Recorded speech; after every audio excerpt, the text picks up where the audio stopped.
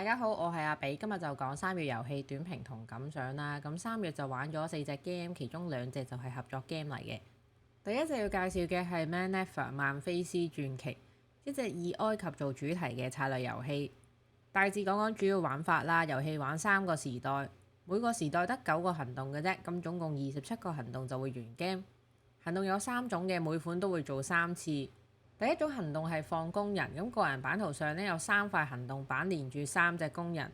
玩家做行動板嘅行動，然後呢就將工人放喺版圖中央嘅區域5行入邊揀1行企。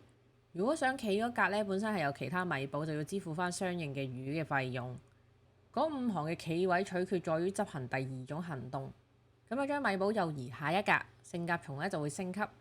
第2種行動呢就係執行聖甲蟲所在嘅級數等同或者以下嘅行動。咁行動版圖呢部分啲行動咧都係差唔多噶啦，分為5大類：興建獅身人面像、風乾木乃伊、入廟祭獻、興建金字塔同埋開船。簡單嚟講呢，即係有5條 path 俾玩家去拎獎勵拎分嘅。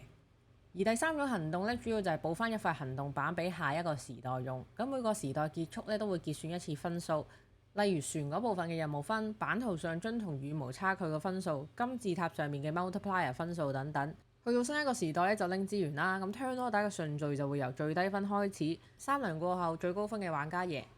我玩3人局嘅，咁開頭呢，我對個遊戲印象係極差，由一開始 set game 已經開始積怨嘅啦。揾位放都算啦，佢啲 token 呢係不規則得嚟好細粒，中間堆聖甲蟲搭齊放呢，覺得自己好似學揸筷子夾波子咁樣呢，做緊啲手部復康嘅活動啊，幾經辛苦 set up 好啦。咁睇下張 A 紙先啦，冇聽錯啊，就係 A 紙唔係 A 卡。因為好大張，上面列晒符號意思啦，但又唔講清楚遊戲嘅流程。最後發現呢，原來個流程印咗喺塊版圖上面，好似古代文明刻啲符號喺牆度咁啦，得1寸符號。而張 A 紙呢又唔寫呢堆符號係講乜嘅喎，咁詳情呢又要睇翻說明書。所以開頭對佢嘅印象呢係極差嘅。到玩落嘅感受啦，個玩法其實唔複雜嘅，只係解釋同理解都需要些少時間，因為要內化嘅符號非常多。而版圖上嘅圖案又非常細，第一時代未熟啲符號同各項目嘅分佈呢，要企起身睇好耐，揾下喺版圖嘅邊度，了解下佢哋嘅關聯。到後續第2個時代玩落習慣呢就好輕鬆嘅，因為佢好明顯呢就係嗰啲有幾條 path 俾玩家跑嘅 game 啦。咁不過又冇可能面面俱圓咁跑晒，一般呢就揀1至2條集中跑，即係話呢中央版圖嗰5格某2格一定會常駐，咁其他行動呢就有緣推下。我哋玩嗰局咧就略嫌分佈喺版圖周圍嘅獅身人面像 path 係比較弱嘅，因為佢得即時獎勵之後咧就冇任何分數嘅加成，而其他 path 就有。不過條 path 嘅強弱咧，其實主要就睇翻該場隨機抽出啲咩任務版計分，要睇餸食飯。每條 path 推個成本都差唔多嘅，都係揾個行動喺自己倉庫度拎出嚟，再揾個行動放出去。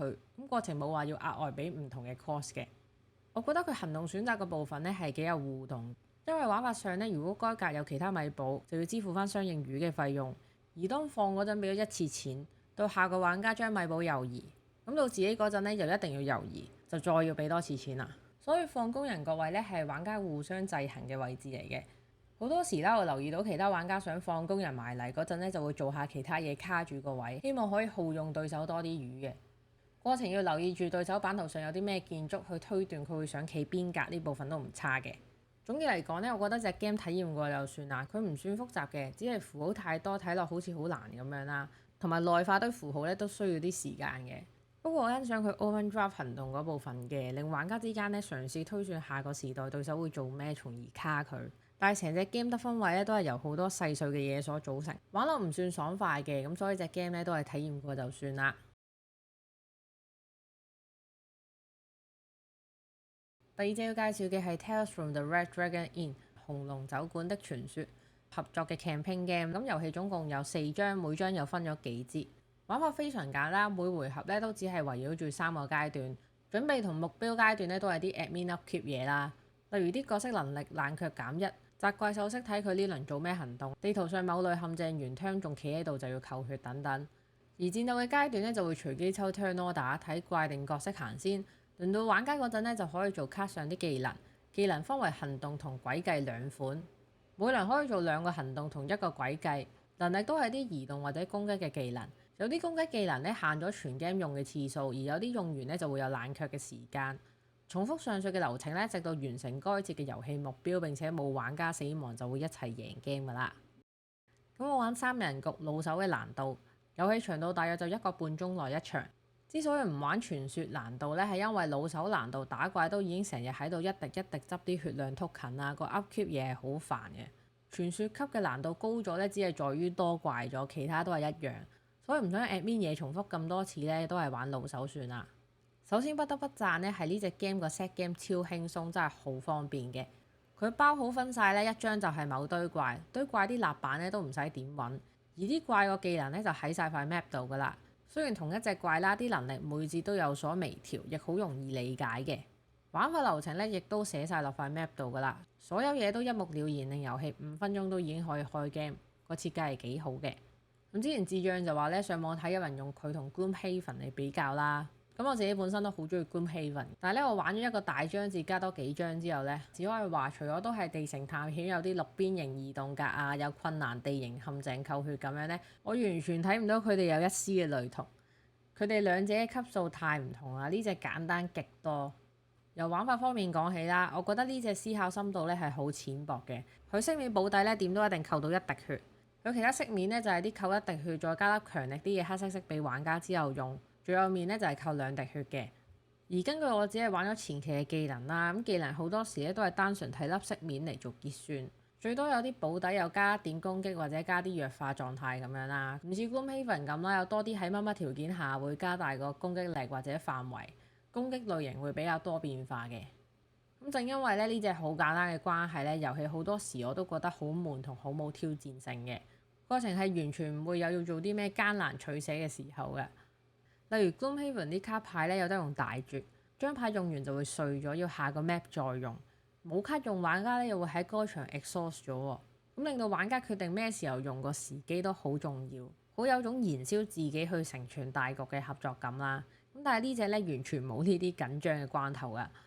我長期咧都只係不斷左一拳右一拳啦，幫下隻怪 upkeep 扣下血補下血，個重複性太高啦。加上佢 turn order 咧每次都係隨機抽。都唔使特別諗咩策略啦，總之煮到埋嚟咪食咯。攻擊模式悶之外咧，角色怪獸嘅技能都好刻板，好唔吸引嘅。用我用開叫 Life 嘅角色做個例子啦，除咗有一張牌遠攻打2隻怪咧，其他都係打1隻怪。最有趣嘅地方咧，已經係可以控制隻怪行幾步，從而推啲怪踩陷阱。呢種攻擊咧已經係我高光嘅時刻嚟㗎啦，踩陷阱仲扣得多過我平時角色嘅攻擊。平時我個人弱到咧都唔好意思問隊友拎粒黑色色嚟加成打。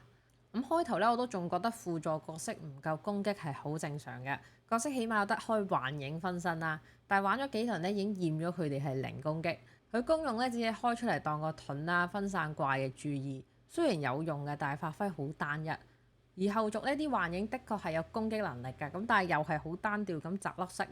我會預期佢開幻影出嚟係會有啲特別嘅技能啦，例如企幻影2格範圍有攻擊嘅加成啊，都叫有得諗下走位啊。覺得升咗級開啲新技能，點知發現又係玩翻啲差唔多嘅技能，實在太冇變化，太悶啦。而故事方面，我亦覺得比較薄弱，內容好唔有趣嘅。佢雖然有好多角色嘅對話，但都只係好流於表面咁，為塑造一個角色而整啲廢話出嚟。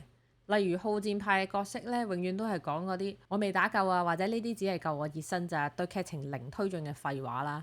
佢冇 Clan Legacy 咁描述上，起碼有啲轉折，有啲笑話，或者好似 Primo 咁對環境有一個詳盡嘅描述，等你有啲畫面啦。佢個故事篇幅雖然好長啊，但係平白空洞嘅故事咧，令我哋對個角色都冇咩聯繫感。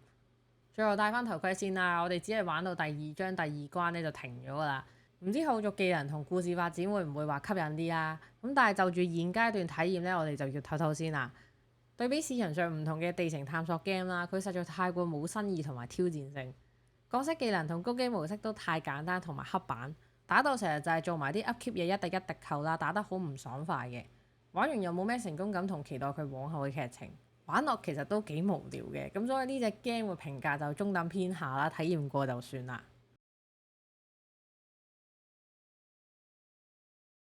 第三隻要介紹嘅係 Deckers， 又係一隻合作 game 啦，類似 Spirit Island 嘅，不過佢主題咧就係網絡安全啦。咁啲病毒咧又係好似啲人類咁啦，不斷擴散。咁因此玩家咧主要喺5個 server 入面合作去清除啲病毒。每個角色同每個 server 咧都有佢獨特嘅技能啦，技能例如有運輸、攻擊、淨化病毒等等唔同嘅方面。玩家嘅回合咧可以買牌去 upgrade 自己嘅手牌，再執行卡上或者基本嘅行動。過程會有3個 phase 啦，今日唔同嘅目標要做嘅，如果做唔到咧就會有懲罰。最後會打 boss 啦，唔同關卡嘅 boss 咧又會有佢獨特嘅技能。咁通過晒佢金銀同目標咧就贏㗎啦。呢隻 game 咧基於我怠慢咗冇寫低遊戲玩咩，隔咗1個月咧我完全唔記得佢詳細嘅流程，只可以好籠統咁概括。咁所以咧我都冇辦法具象化同大家講個玩法有咩毛病或者不滿。我依稀記得咧就係控制個區域一定要 upload 啲 program 入個 server， 咁先可以控制到個區同埋用到該顏色嘅技能。第一關打 boss 咧就話咩唔可以用實體打，即係用紅色打啦，咁就係要逼玩家去善用佢各個技能，例如話用藍色。咁功能上藍色咧就係代表 teleport 啦，即係用幻象從而黐埋去 boss 度打死佢嘅。我玩咗1場啫，咁我覺得佢個概念主題係唔錯嘅，但係我唔會再玩，因為規則真係太繁瑣啦。隻 game 我玩第一關當教學關啦，都長期玩到迷懵懵嘅狀態。大家可以大約睇下張 A 卡啦。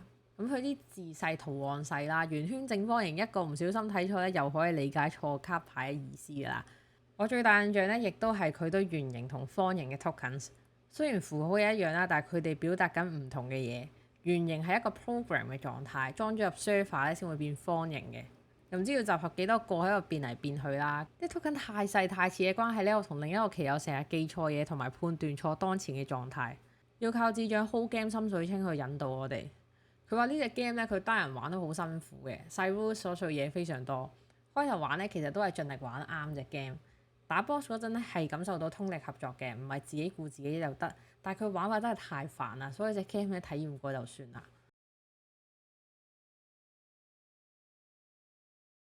第4隻要介紹嘅係 Street Card Tower Placing 嘅遊戲啦。我喺 BGA 上面玩嘅，冇玩過實體。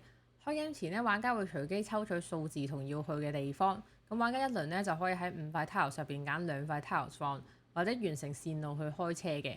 目標起路咧就係由一個數字途經3個地方，再到同一個數字嘅第2個出口。大家放嘅路咧都係 share 用嘅，咁思考下點幫自己，又要估下人哋條路線，從而喺呢度 block 住或者要玩家兜大圈先做到嘅。咁擺放路線嘅思考位咧都幾得意同幾有策略性。咁玩3人局嘅，覺得呢部分咧都幾惡意同幾有針對性嘅。後期起某條路咧都只係影響同針對某一個人嘅啫。當砌完之後咧就可以擲色開自己架巴士啦。咁呢部分就稍微係 push 個 luck 嘅元素，每次擲3粒色揀嚟用，然後2粒，如此類推啦。玩家可以隨時唔擲結束回合嘅。咁巴士最快到終點嘅玩家就贏㗎啦。佢令我諗起鐵路縱橫嘅 party game 啦，都係大家啲路要 share 放。不過呢隻個策略性咧就比佢高啲嘅，要稍微記得有咩路型，從而諗點樣 block 人。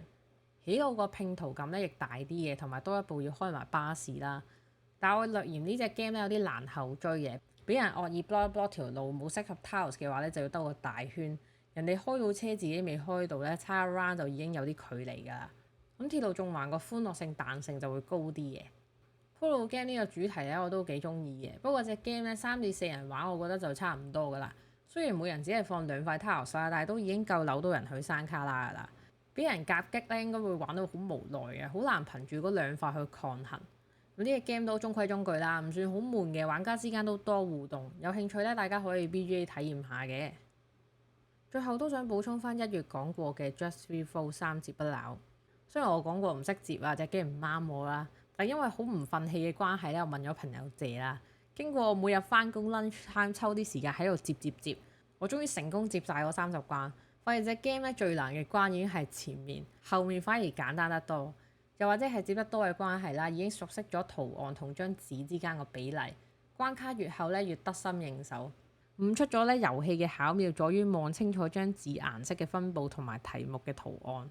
學期友話齋啦，先接你覺得最難嘅圖案出嚟，自然調整翻咧就會接到個答案。我對於完成30關咧，覺得好似做完功課落堂咁，好開心，所以咧要同大家公佈呢個喜訊。大家有興趣都可以買翻嚟接下，好似做 Sudoku 咁樣。咁3月篇嘅感想就大致分享到呢度啦，多謝大家收聽，之前我哋下集再見，拜拜。